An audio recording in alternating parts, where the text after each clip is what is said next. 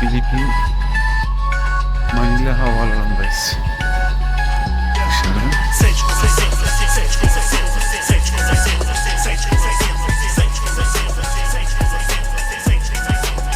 Filipinler güzel, hoşuna da gidiyor.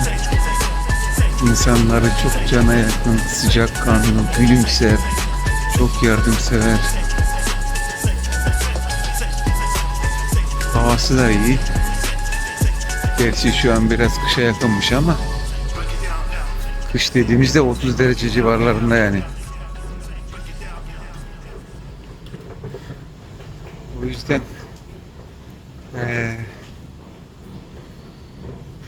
yaz mevsimi de Nisan ve Nisan ve Mayıs, Haziran, Nisan Mayıs aylarına denk geliyormuş. En sıcak, en yoğun olduğu zaman. Geldik bakalım. İnşaatlardan Manila'ya geldim ben. Tacloban'daydım. Değişiklik olsun diye. İnşallah. Yaramazlık yok. Koşalım. Gidelim bakalım. Evet. Here we are.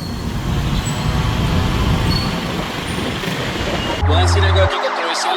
Los mexicanos no son duros en el rap, cabrón. Los mexicanos no me gustan en el rap, cabrón. Tiene una letra bien básica, cabrón. Filipinler, Manila, Pasay şehrindeyim. Filipinlerin, yani Manila'nın en güzel şehri, en temiz, en zengin kısım diyelim. Mall of Asia denilen bir alışveriş merkezinin önündeyim. Filipinlerin, yani aynı zamanda da Manila'nın en büyük alışveriş merkezi. İçinde yok yani büyük bir alışveriş merkezi.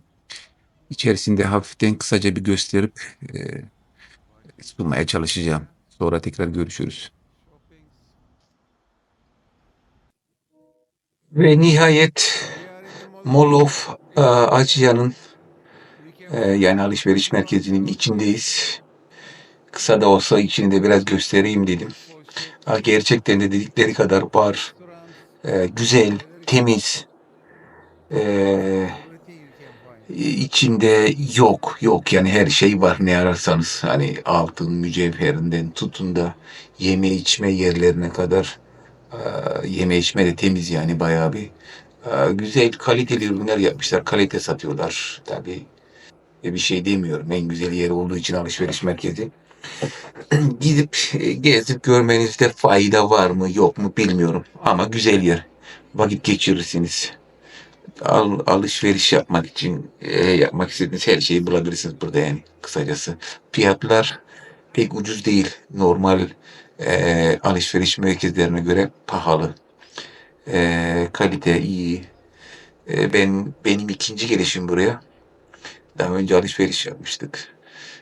Gelmişken tekrar bir dolaşayım dedim. Hem yemek yeriz hem de biraz dolaşırız dedim eşimle. Başka da bir şey yok yani bildiğimiz yer. Temiz yer. Aslında Pasay denilen şehirde temiz yer. Yani Manila'nın en temiz şehirlerinden birisi diyebilirim yani. Belki de en temizi. Gelmenize, görmenize faydası var mı yok mu bilmiyorum. Kendiniz karar verin. Şimdi de taksiye bindim. Manila'nın Pasay şehrinden Quezon, böyle bir şey olması lazım ismi. Şehrine gidiyorum taksiyle. Skyway dedikleri otoyoldayım.